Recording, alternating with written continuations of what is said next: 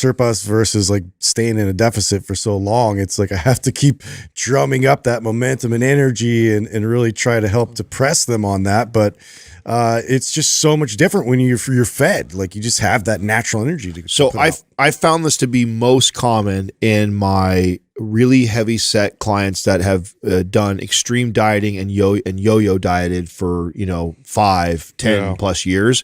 And then I got them, right? So they had tried to do this they had tried every diet in the book. They come to me and they're like, I've done the vegan thing, I've done the zone thing, I've done the paleo thing. They've done like every diet known, and they've tried to do it themselves, and they're really overweight. So and I remember this, like when this all came together for me, because I remember thinking again, this client's got to be lying to me, sitting across from me, and they're saying, Adam, this is what I eat. In the morning, I have a half a bagel with a little bit of cream cheese, and then for lunch, I have a chicken salad with vinaigrette, and then for dinner I have 2 boiled eggs and and 20 almonds. And you're lying. Yeah, and you're sitting across, and they're over 100 pounds overweight, and you're like, get the fuck out of here. There's no way you're eating that, right? But they've extreme dieted so many times that their body has now adapted to such a low amount of calories that is all they eat, and it actually maintains the weight they're having. And the worst part about it is, if they go off a little bit there, have a couple glasses of wine, or that one night, blows right back up. Then they add so much weight because they've slowed the metabolism down so I much. personally don't like to put people on more than a 500 to 1,000 calorie deficit. Now I'm going to do this. This is a caveat. The 1,000 calorie deficit that I can put people on, I only do that when their metabolism is really high. If your metabolism is low, I'm going to go more towards a 500 or even less. So if you're putting yourself at a deficit that's greater than that, you can get away with it for a short period of time. But if you maintain that, you're going to find your body start to pare muscle down and adapt. And if you're a female and you can't lose body fat on 1,400 calories, or you're a man and you can't lose body fat on like 1,800 calories, you probably should focus on boosting your metabolism. And I know what the dietitians say, 1,200 calories, 1,000 calories. We don't like to go below that. I think that's too low. I don't know anybody that can maintain weight loss with 1,200 calories, man or woman. So especially, even women. So I go, like I said, 1,400 or so for women. That's about as low as I like to go. And for a guy, I typically don't like to go below 1,800 calories. Well, didn't this happen to you guys? This happened to me. At one point, I had so much success with people who wanted to lose weight, increasing their calories and building muscle and speeding their metabolism up, that even if they weren't in a really detrimental place, I still went that route, right? So let's say 2,800 calories is a healthy amount of calories. Mm-hmm. So let's say I get a guy who sits across from me and he's 280 pounds and he wants to lose 100 pounds with me, and he's eating 2,800 calories. That's not bad. I mean, he's not starving, right? At all. And I could technically restrict him 500 calories and show him some weight loss, but I wouldn't. I would actually still increase calories on someone like that and actually focus on building muscle first, because I know that 2,800 calories is not like scary low, but for a 280-pound man, that's not very many calories. No, and at the end of that journey, you may end up, 1,900 calories. That's right. I know we have a long way to go. He's not 280 saying, hey, Adam, I want to lose 10 pounds.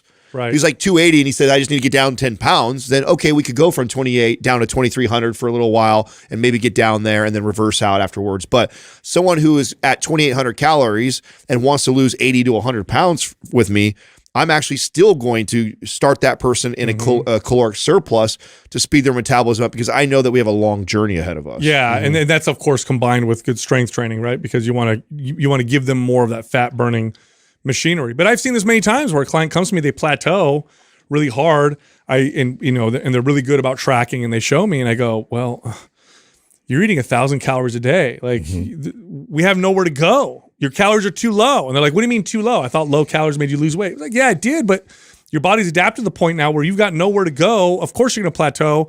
What are you going to do? Work out even more than you are now, which is already a lot, and eat even less than you're eating now, which is already a little. We need to get that metabolism to boost so we have some room. So I know the first one was calories too high, which is more common than this one, but this one is not uncommon. No. You still see this one. Very common. You still see this one. It's a spectrum, right? Like to me, it's just as common, but maybe it's not as extreme. Like you give an extreme analogy of somebody only eating 1,000 calories. I think what's really common is the example I gave. Yeah. 280-pound man. Like, I mean, okay, how many calories? How much? What do you weigh? 210 right now? Yeah. Okay, you weigh 210. How many calories are you eating? Yeah, probably over 3 easily. Yeah. Well, you're dieting right now. Right, you're dieting at 3. You were just maintaining at 4,000 something. So put that into perspective. You're 200 something pounds able to eat 4,000. Now, of course, you have a bunch of muscle you've built on your body, but the point is that somebody with that big of a frame that has got 280 pounds on them, 2,800 calories is very, very low for that person. So, I think it's actually just as common as the eating too much, is that somebody who has done this up and down for so long and their body has slowly slowed this metabolism down. There's a lot of people right now, this is resonating, where they're like, oh my God, I'm having 2, I know this is extreme, but I'm having 2 shakes a day and a salad for dinner. And I lost the first 10 pounds, but I got 20 more pounds to go. Like, what the hell's going on? Well, here's another thing that will probably resonate with a lot of people that I've said to clients too, many times. You may be this person where you feel like, man, I eat pretty damn good, but damn, anytime I just have one bad day of eating or it just feels like it sticks to me. And so what you have to understand is when you have a metabolism that's only burning, so I'm going to keep using the 280-pound guy at 2,800 calories, that guy, obviously, the big dude like that could probably easily crush, 4 to 6 slices of pizza, like no problem. That is such a major percentage of his total calorie intake because he's only at 2,800. You, on the other hand, could actually, aside from your gut issues, could eat that many slices of pizza and wake up with abs still. Right. And so that you get somebody who's in that situation, they feel so discouraged because I'm sure they all have that friend too. They're like, fuck Sal. Yeah. We both ate the same. We both ate the same thing. He woke up looking better the next day. Right. I woke up feeling like it all stuck to my gut. Well, that's because of where your metabolism is currently at right now and where your metabolism is currently at. It allows way more. So it actually gets easier as you put in more time, you build more muscle, you actually can get away with more of these off days or having cheat meals, as they would say, and not do so much damage. Totally. All right. So this next one's actually one of my favorite ways, depending on the person, but oftentimes one of my favorite ways to get someone's fat loss to break out of a plateau, and that was to change their workout. Mm-hmm. Okay. Now, here's the problem. A lot of trainers, when they do this, and they say, oh, fat loss stalled, we need to change your workout. What they do is they ramp up the intensity of the volume to the roof because they think calorie burn. Right. Wrong. Cut out all the rest periods and turn everything into a circuit. Yeah, no, wrong. The most valuable aspect of a workout or training is not the calorie burn, but rather the adaptations. So my adaptations meaning, how is this going to get the body to change, to improve? And then, of course, what does that mean, right? So when I would look at someone's workout, I would say, all right, how can I change this workout to get their body to start adapting in a positive way again? So oftentimes what this meant was changing out of this phase into a new phase. We're going to go into a heavier weight phase with lower reps, or I'm going to change the exercises a little bit. Let's see if we can get you to improve in strength in some of these other exercises. Or I'll reduce your volume. Sometimes that's what I would need to do because I would see the strength improve from reducing the volume. Now, why is this so impactful?